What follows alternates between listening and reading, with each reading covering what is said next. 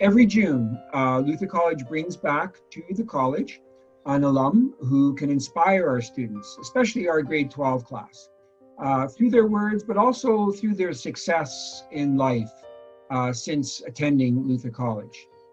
This year, as you know, everything has to be different, right? Pandemic makes it so.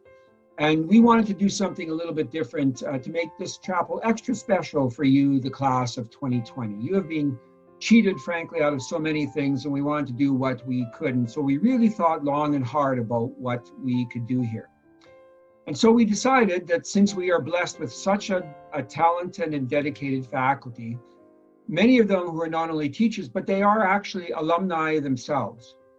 I'd like to say just a little bit about the teaching profession, because I think it's actually quite relevant here.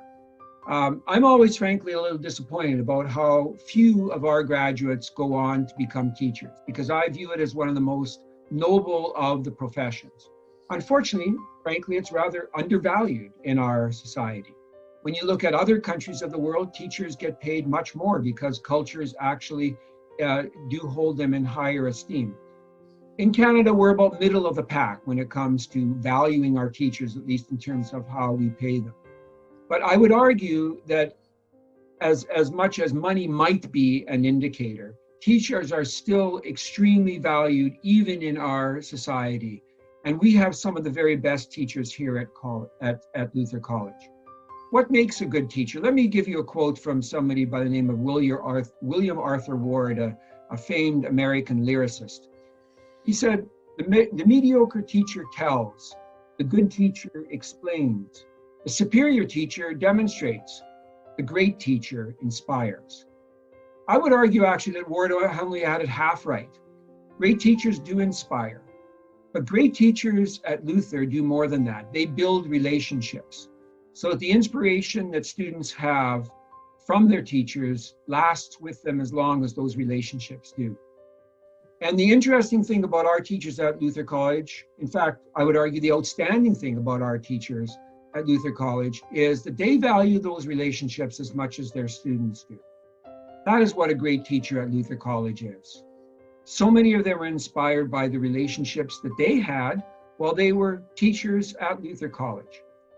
So while all of our teachers, I would argue, inspire and want relationships with their students, so many of those have learned those traits of inspiration and relationship building while being students here at Luther College.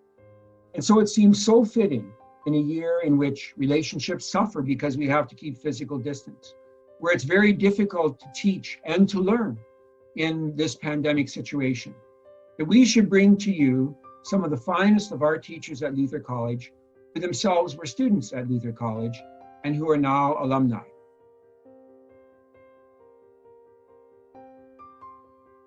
So I really appreciated that Luther was a small school and we could get to know everybody. I can't imagine what it would have been like to go to a school where you had 400 people in your graduating class and you didn't even know who some of the teachers were. I couldn't imagine going to a class like that. That made it intimidating to go into Computer Science 100 where there are 400 people in the lecture hall, and I'd hardly ever seen that many people together at one time. But it did mean that I was able to form really good relationships and with people that were at the U of R, where I went to study education, and kept those friendships for many years afterwards. The thing that's changed a lot since I was there is the diversity. There was very few students of color. Dr. Melissa Morgan was in my graduating class, and so she was one of the few women of color that were in our school at the time. And now there's people from all over, and that's such a rich experience for our students to be able to have. I would agree with that. The thing I liked about Luther at the time, we had a dorm, so we had students from all over the province. We had students from Grand Coulee, we had students from north of Saskatoon, we had them from Vancouver, and we had students from Hong Kong and Germany, and then of course students from all over the city. And that blend was amazing to have like 3 or 4 friends from all over. That was a huge thing for me, and that's the part I really benefited from right away. My world just went really quickly from my little neighborhood to that. Yeah. I think that walking in 1993, the fall of 93, one thing that stood out to me most, being that I had an older sister that was at the school, I noticed very quickly the traditions and the loyalty that our student body and the people in that school really were a part of. And that's something that was very, very, at the time, I think at the time was energizing for me, and something that I really needed as a student, because it really helped me become the person that I wanted to be, really. And I think that, the change, there's always change. With so many years, I think that just education in general has changed so much in my 22 years teaching, just how you offer education, how you offer your classes, and even our indicators and our intentions as teachers are always changing. I think that those are things I really enjoyed and really looking forward to, is just how we're going to be a part of the change that we see and occur, and what our contribution can be to it. So I would think that for me, the things that really spoke to me in grade 9 and my 4 years throughout my time at Luther still speak to me today. So there's a wholesomeness to Luther, and there's a lot of small moments and activities that inspire a lot of sentimental value and nostalgia. So daily chapel just elevates the day or sets the tone for the day. Carol singing, spaces like the Blue Room, you kind of see the ghost of your 14-year-old self walking through those halls, and or family members. So there's a lot of personal history, family history, and it's just a really sort of special space to move through. So I would say that even though the physical space, there's a beautiful new gym, the faces have changed, certainly, it's the little things that really I have a great sense of sort of fondness or dearness for still, and that was the same when I was a student.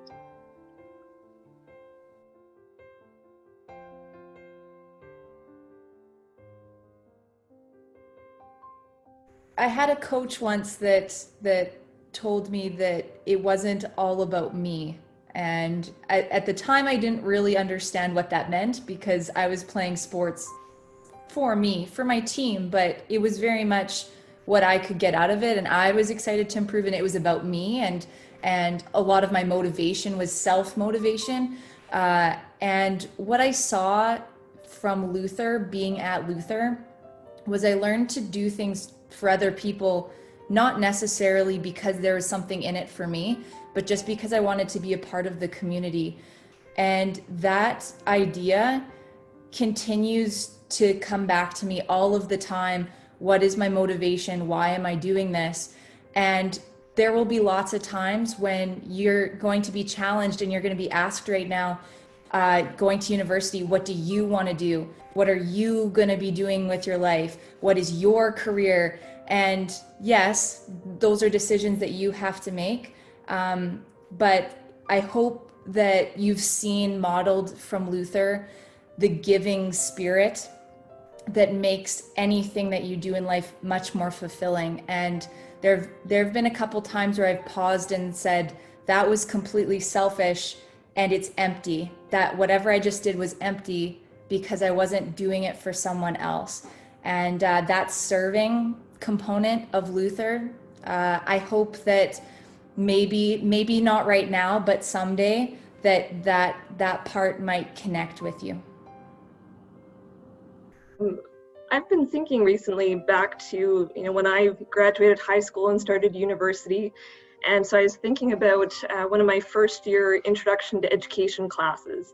And we had a discussion one day about, is the purpose of education to prepare students with subject-specific knowledge and skills, or to prepare students to be basically good people and responsible citizens? And I remember thinking at the time, well, that's absurd. Like, Luther did both. And I would argue Luther does both really well. And I think that's important. The more I think about it, I think if we focus only on responsible citizenship, which is important, of course, but if we don't focus enough on those subject-specific skills, I don't know how functional that is. But on the flip side, if we focus only on the subject-specific skills without that critical thought piece, I think there's a real danger of kind of building a society of people who are just climbing the ladder. And there's nothing wrong with wanting to advance in your career, but I think what's important is the way that people do that, and combining those two aspects. So when I think back to my time at Luther, I think everything that we do is rooted in community and in critical thought, those things that force us to think outside of ourselves and to think about what's best for the community and for the world. And so, I think if there's one thing I would say to the graduating class, it's that I think if you use your gifts and your skills in critical ways, in ways that serve others and that align with your morals and your ethics, then I really do believe you'll find what you're called to do and who you're called to be. When I got to Luther, I was really amazed at how quickly I felt a part of the community in grade 9, and it was due to the students, but also one encounter with our vice principal, Pastor C, and he made me just feel part of the community immediately by knowing my name, asking me how I was doing. And I think that building community, making sure that you're bringing people in, uplifting people, doing those things is really important moving forward for our world. So that's what I would recommend that you do, is build community, look for communities that you can be a part of, and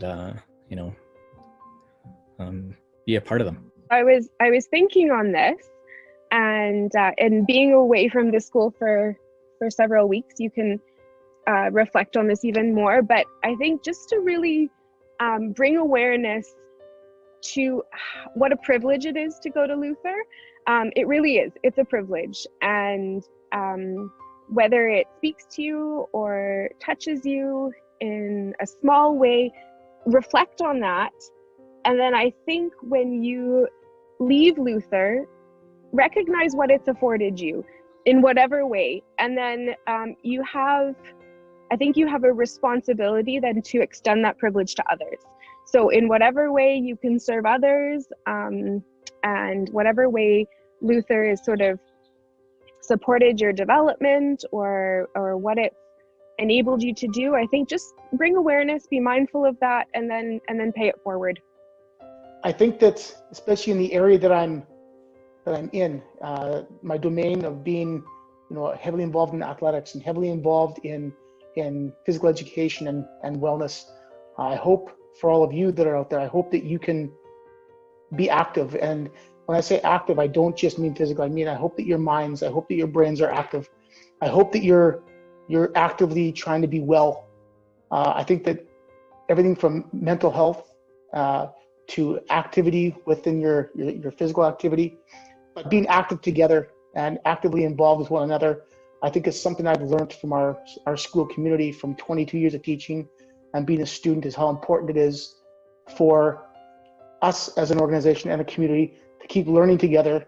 And I hope that you continue to do that as you move forward. I hope that's something you took from our school, that is something to be active in so many ways with each other, with your community and the environment around you, because you can have an impact for yourself and for others. I'd like to add to that idea as well. I think that it's really important to be a part of a community and be involved, but I would also kind of like to look at the other side and say that there needs to be balance. Troy kind of mentioned that when it comes to, it's not all about physical activity, there's also mental well-being and all of that. But a part of being well mentally is not overextending yourself and saying yes to everything. Sometimes you have to actually be a little bit selfish, and sometimes you have to say no, and it's for your well-being, because we often will see people who overextend, and it's something that is difficult to watch in some cases. Some people strive very well under those conditions, and some of them don't, and they struggle. So just pick and choose your things that you love doing, and strive to reach some balance in your life. So I think I would echo what Leslie said about balance, and it's okay to take a step back from things. It's okay to fail. I mean, it's okay if you don't have anything figured out right away. I was reading something interesting about grit the other day, and this person, the writer, pointed out that that the world is a better place because Samuel Clemens didn't grit it out as a riverboat captain, or that Albert Einstein didn't grit it out as a patent clerk. If you find yourself having to grit too hard at something, and it's because you don't love it. I mean, not everybody has to be a neurosurgeon to be able to contribute to their community, right? There's lots of ways that, like Mr. Graf said, you find a community and you contribute to it. So there's lots of ways that we can find success and contribute. For me, it'd be the advice kind of thing is just careful where you put your heart and where you put your treasure. You know, your academic path and all these things can change. Who'd have thought school could just boom change? And this is where I'm going to put all my effort into this. And so just careful where you put your treasure. Where's your heart going? Where are you going? All that stuff changes. God doesn't change. God doesn't change, but everything else is going to change. And just be aware of that. Just watch where you put that. Thank you.